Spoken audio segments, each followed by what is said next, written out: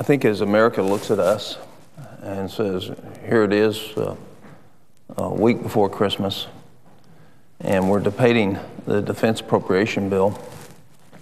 But it's interesting to note that the first bill, appropriation bill, that passed out of the Congress was a bill to fund us. We put us first. We didn't put our troops first. We didn't put the Department of Defense first. We've had no inflation this year. And what did we do? We gave ourselves a 5.8% increase. First bill to be passed, first appropriation bill to be signed by the president. We put us first. And so here we find ourselves a week before Christmas debating the defense bill, and we're in the midst of two wars that has an increase of only 4%. And we have all these people who say they're for the defense. And yet we pass a bill that increases our own expenses by 5.8%, and then we tell the Defense Department, you can't do that. You can't have what we had. And the fact is it's easy to return 15% of everything you take in up here and what you're allotted. And I've done it on average every year I've been here. And my employees are well paid. They work hard, but they're well paid. But we gave ourselves a 5.8% increase, and this Defense Department bill, in the middle of two wars, has a 4% increase. That's not the worst of it, because the average of all the increases right now is almost 11% on all the rest of the bills. And here they are. And that doesn't include any of the spending for each of these agencies, which averaged around 30% of their budget, that they got in the stimulus bill. So here we go. We give ourselves a 5.8% increase, Homeland Security 72% increase, THUD 23%, Interior 16%, State and Foreign Ops 33%. But we did us first to make sure we got us covered. Now, all of this is very ironic to me in the fact that out of every dollar we spend this year, 43 cents of it is borrowed. Of every dollar the federal government spends, 43 cents out of that dollar is borrowed. We are borrowing $4.2 billion a day. That's not a business day. That's every day of the week. There's $350 to $380 billion worth of waste in the federal government. Not one place in any of these bills did we eliminate duplicative services. Not one place in any of these bills did we eliminate fraud. Not one place in any of these bills did we cut the value of earmarks. The number's down only slightly, but the total dollar is up. We made no attempt to do what every family in America is doing today, and that's to prioritize. So now we find ourselves, and next year, it's going to be 45 cents of every dollar that the federal government spends, we're going to borrow. Why is that important? It's important because the people making the decisions to borrow the money are not the ones that are going to have to pay it back. We're going to transfer that. We're going to violate the tradition and heritage of our country because we're going to transfer a markedly lower standard of living to our children.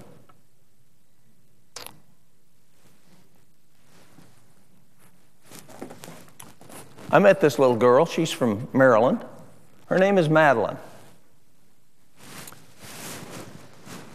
And if you divide the total debt by the total population, just the debt we owe now, and that's truly Enron accounting because it doesn't count internal debt that we owe, money we borrowed from Medicare, money we borrowed from Social Security, money we borrowed from other transfer funds, $38,385, and that's when this picture was taken. It's well over $39,000 per man, woman, and child. That's just on external debt.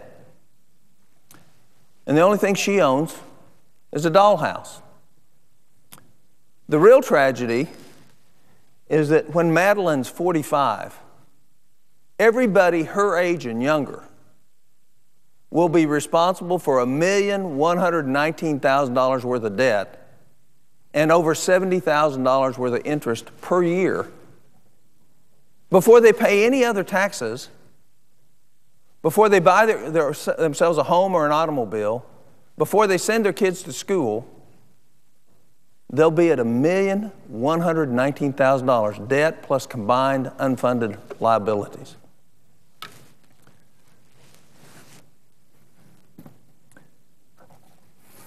This is the U.S. debt clock. It sits in the doorway of my office in the Russell Building. I had it out in the hall. The Rules Committee would not allow people to look at that. I don't know whether they didn't want them to see it or it truly doesn't fit with the protocol.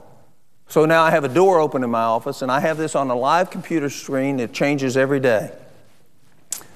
But it's pretty interesting. This was as of November 21st.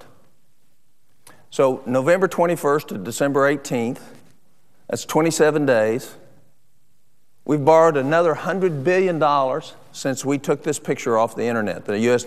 So we're at $12,118 billion. Calendar year to date, the federal government had spent $3.285 trillion. The debt per citizen on the 21st was $39,000, and per taxpayer, it was $110,000. And our deficit as of November 1st for the calendar year was $1,409 billion. All of it borrowed. The private debt in the country is $16 trillion. That's our private debt. That's what all of us owe on our own stuff. And the mortgage debt is $14 trillion. If you look at the second screen that's outside my office, what you see is the total cost of the bailout so far, $11 trillion. We only have personal savings of $643 billion, and our savings per adult is less than $3,000. So how do you take that $3,000 against the $39,000 and make any sense out of it?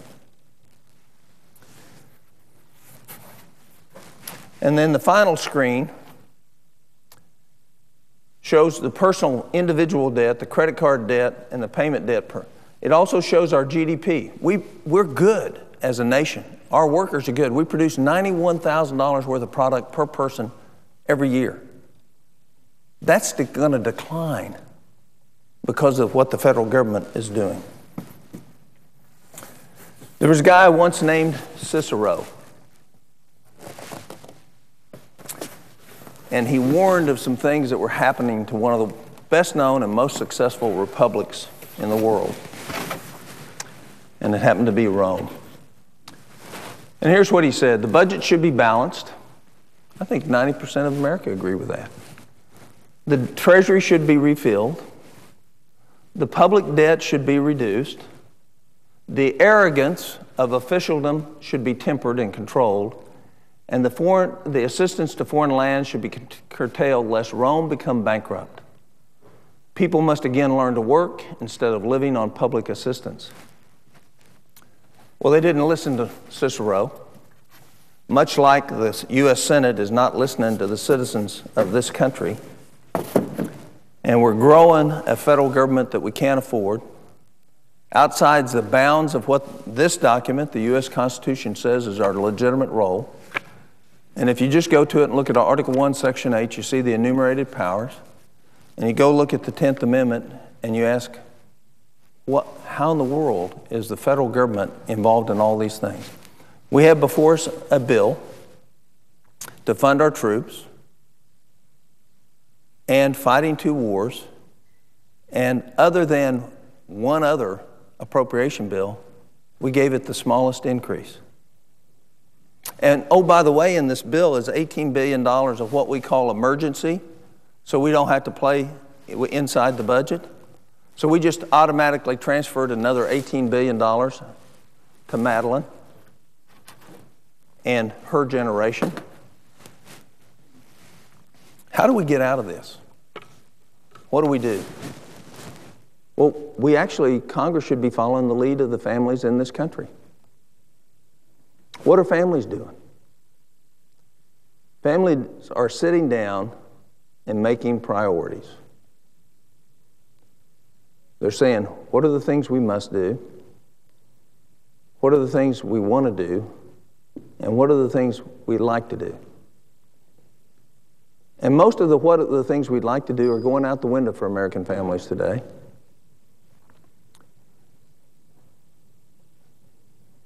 A large portion of the things families want to do are going out the window so that they can maintain the things that they must do.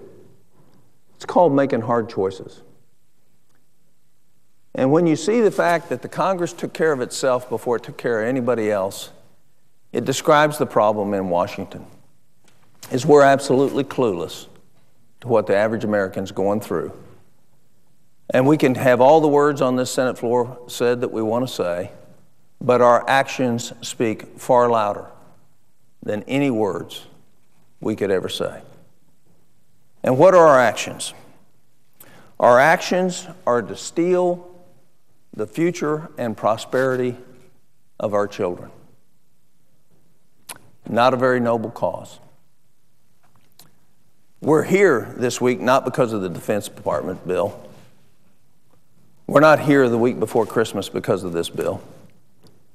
We're here the week before Christmas because somebody has set an artificial deadline that we must pass a health care bill, any health care bill, so we can say we passed a health care bill. That's why we're here. And when we look at health care in our country, we recognize that we have significant problems in making sure everybody has access to care. And we know what the problem is on access to care because we know per capita we spend almost twice as much as anybody else does in the world on health care. So the problem plaguing access to care, and as a practicing physician for over 25 years, is cost. And so we have some bill coming sometime that won't be available for 72 hours for everybody in the country to read, that by the time you add the 2,074 pages to the couple of hundred pages that we're going to add on it, nobody's going to understand exactly what they're voting on, but we're going to vote on it because we said we would. And we're going to impact 1/6 of our economy, and we're going to destroy the best of our healthcare system in the name of fixing some of the problems in our system. We are totally disconnected with America. The America I know. You know, there was a guy who made, and I will paraphrase the statement, freedom is a precious thing. It is not ours by inheritance alone.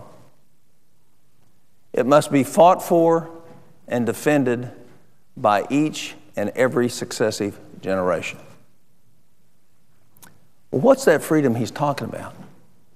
And who was he talking to? He was talking to the American people. He wasn't talking to our troops.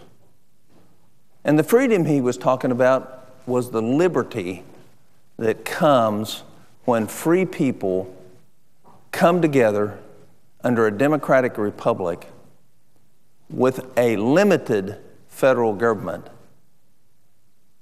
to make the best choices that they can make for them and their families, and the freedom to do just that. That person was Ronald Reagan. I got an email from a constituent of mine. I can't use the exact words because they're not appropriate for the Senate floor. But he kind of paraphrased that statement. And then he said, every now and then somebody comes along and pees it all away. He said, son, don't let it be you.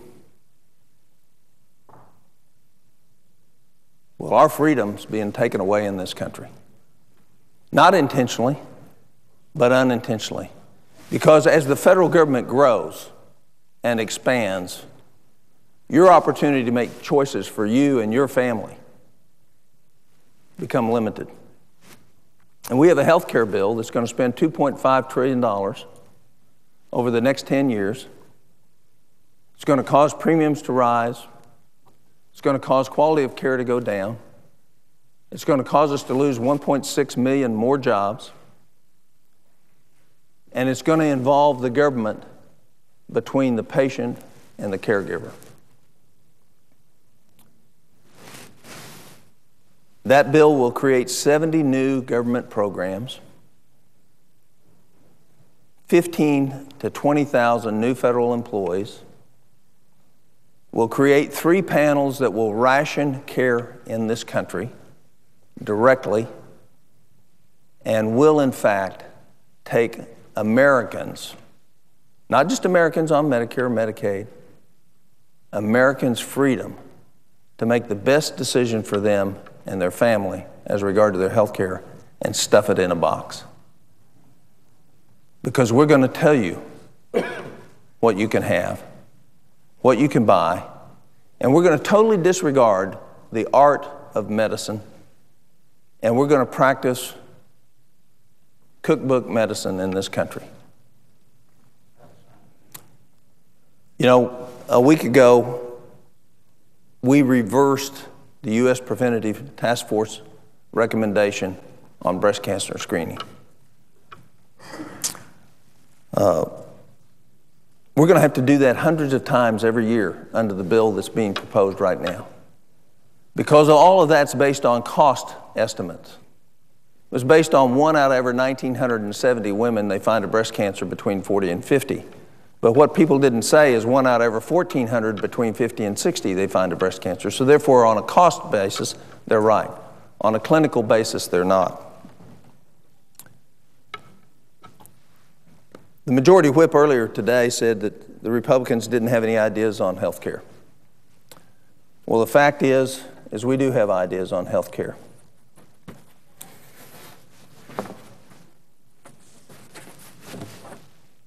What we know from Thomson Reuters that came out in April of this year is that there's $700 billion in our system today that isn't helping anybody get well and isn't preventing anybody from getting sick. And if we want to truly cut the cost of health care, what ought to be required reading for every senator in this body is the Thomson Reuters report.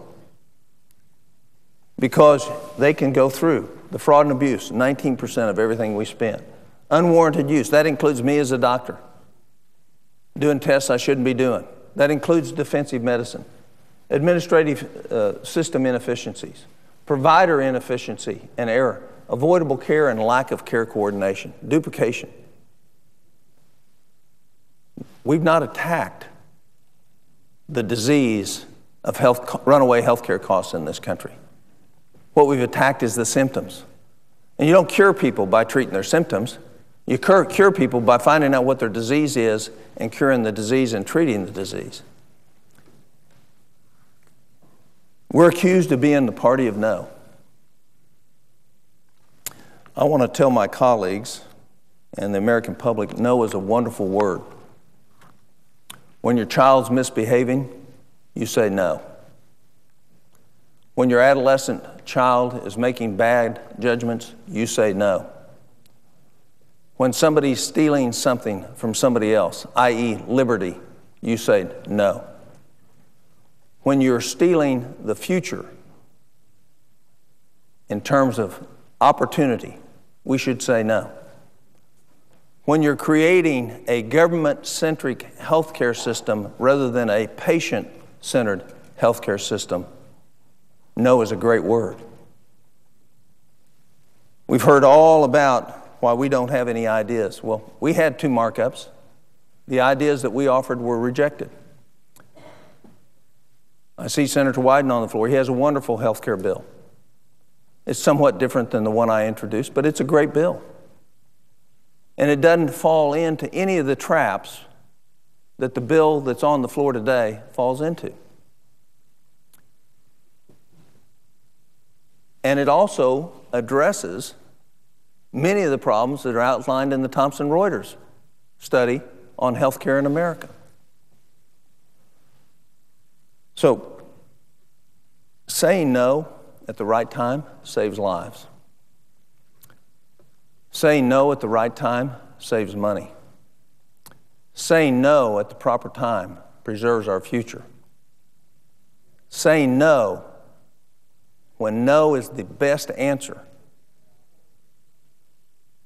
is the correct, right thing to do. We have a government we can't afford. The senator's time has expired. I will finish up. I would ask unanimous consent for 30 seconds. Without objection. We have a government we can't afford. We're borrowing money to buy things that we don't need. We earmarked $18 billion worth of projects this year. Some are good and some are terrible. We eliminated no duplication in any of the agencies. We got rid of none of the fraud in any of the agencies. We did nothing about efficiency, and we did nothing about creating priorities in this country. I agree with my Democrat colleagues that health care should be a priority. And when we had the leadership, we didn't do anything with it, and we should have. But mark my words, this is a turning point in America if we pass the health care bill. It's a turning point that we will not recover from. With that, I yield the floor.